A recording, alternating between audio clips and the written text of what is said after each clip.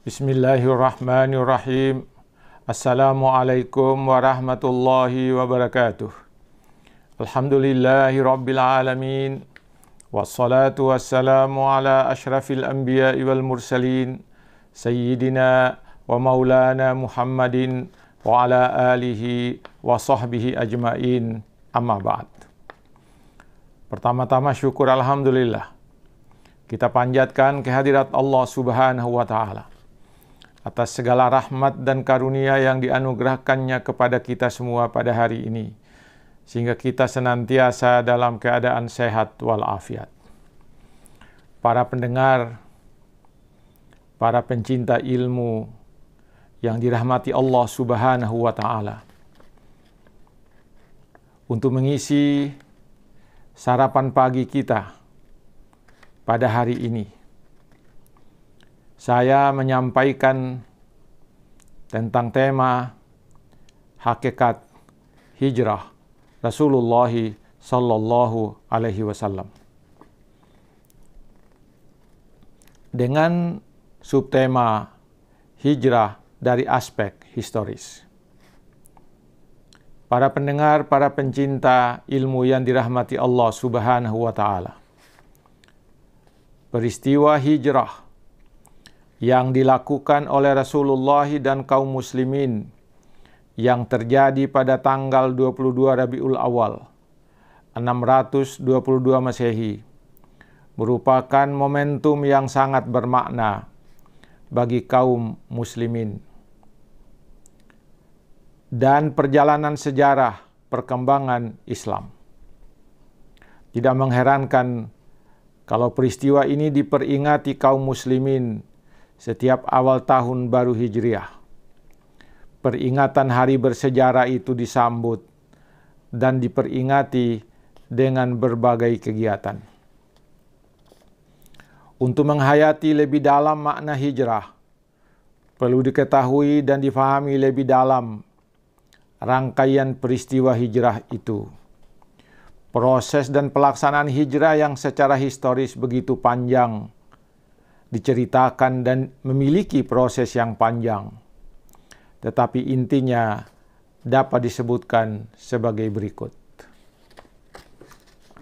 Hijrah Rasulullah dan kaum muslimin ke Madinah itu adalah perintah Allah Subhanahu wa Ta'ala untuk meninggalkan tempat yang membahayakan dengan tantangan yang luar biasa dari kaum musyrikin dan kaum kafir Mekah, untuk menuju ke suatu tempat yang dapat memberikan keamanan bagi Rasulullah, bagi kaum muslimin, dan bagi perkembangan dakwah Islam.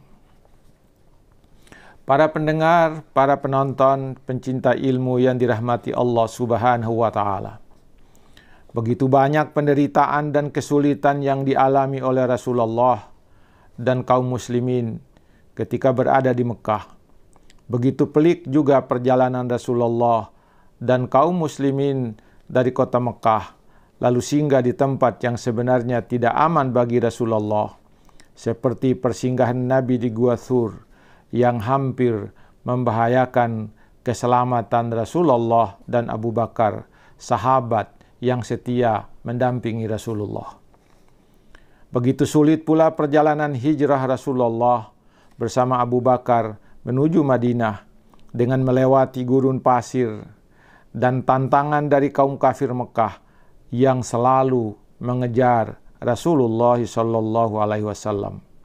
Tetapi setelah beliau dan Abu Bakar sampai di Yasrib yang kini disebut Madinah, beliau disambut dengan sukacita oleh masyarakat Yathrib yang memang sudah menunggu kehadiran Rasulullah sallallahu alaihi wasallam. Bahkan Rasulullah sallallahu alaihi wasallam digambarkan sebagai bulan purnama yang datang kepada mereka. Para pendengar, para pencinta ilmu yang dirahmati Allah Subhanahu wa Ta'ala, menurut sejarah, Rasulullah sallallahu alaihi wasallam berhijrah ke Madinah pada tanggal 16 Juli 622 Masehi atau bertepatan dengan tanggal 2 Rabiul Awal tanpa tahun Hijriah. Yang ada ketika itu baru tahun Masehi, sedangkan tahun Hijriah belum ada. Kenapa belum ada tahunnya? Karena pada saat itu tahun Hijrah belum ada, sementara peristiwa Hijrah baru terjadi. Penyebutan tahun pada masa Rasulullah itu disebutkan berdasarkan tahun terjadinya berbagai peristiwa penting dalam sejarah Islam. Misalnya, tahun pertama setelah Nabi berhijrah disyariatkan azan.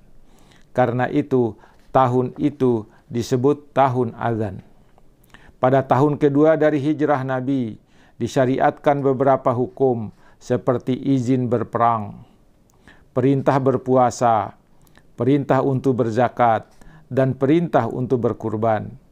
Atas latar belakang peristiwa itulah, maka tahun kedua dari hijrahnya Rasulullah disebut dengan tahun yang sesuai dengan peristiwa-peristiwa itu, seperti tahun izin berperang, tahun berpuasa, tahun berzakat, dan tahun berkurban. Tahun ke-10 hijrah Nabi disebut dengan tahun wada, karena pada tahun itu Rasulullah SAW melakukan haji wada. Penyebutan tahun yang berdasarkan peristiwa-peristiwa yang telah terjadi itu telah berlangsung begitu lama, hingga sejak masa Nabi atau masa Rasulullah SAW, masa Khalifah Abu Bakar, dan hingga 4 tahun masa kekhalifahan Umar Ibn Khattab. Para pendengar, para pencinta ilmu yang dirahmati Allah Subhanahu wa Ta'ala, latar belakang yang melahirkan gagasan untuk menetapkan penyebutan bilangan tahun Hijriah itu diawali oleh sebuah peristiwa, yaitu ketika sebuah dokumen yang bertarikh bulan Sya'ban dibawakan ke hadapan Khalifah Umar bin Khattab. Setelah dokumen itu dibaca, beliau bertanya, bukan Sya'ban yang dimaksud dalam dokumen itu. Bulan Sya'ban tahun yang sedang berjalan atau bulan Sya'ban pada tahun yang silam. Jadi Sya'bannya tidak jelas tahunnya. Tidak satu pun dari hadirin itu yang dapat memberi jawaban. Apa Sya'ban itu tahun sekarang, apa tahun yang lalu. Ini menjadi sumber masalah. Atas dasar itulah, beliau mengambil prakarsa untuk menetapkan bilangan tahun Hijriah itu. Yang pertama dilakukan ialah beliau mengundang para tokoh masyarakat dan orang-orang terkemuka pada masanya itu untuk membicarakan kemungkinan dilahirkannya 1 tahun kalender untuk seluruh umat Islam. Langkah yang kedua adalah meminta pendapat dan berdiskusi tentang rencana penetapan tahun dalam kalender Islam itu. Pertemuan itu melahirkan diskusi yang alot tentang argumen dan alasan yang diajukan. Ada yang mengusulkan agar penanggalan untuk tahun kaum muslimin digunakan penanggalan Romawi, dan ada pula yang mengusulkan penanggalan Persia. Ini menjadi persoalan bagi kaum muslimin pada masa itu, di masa kekhalifahan Umar Ibnul Khattab. Para pendengar, para pencinta ilmu, waktu juga yang membatasi kita untuk tidak memperpanjang kata berkaitan dengan uraian ini. Insya Allah, hari besok akan kita sambung uraian ini, bagaimana akhirnya sehingga terjadi penyebutan tahun Hijriah pada masa Khalifah Umar bin Khattab radhiyallahu anhu. Sekian, lebih dan kurangnya mohon dimaafkan. Assalamualaikum warahmatullahi wabarakatuh.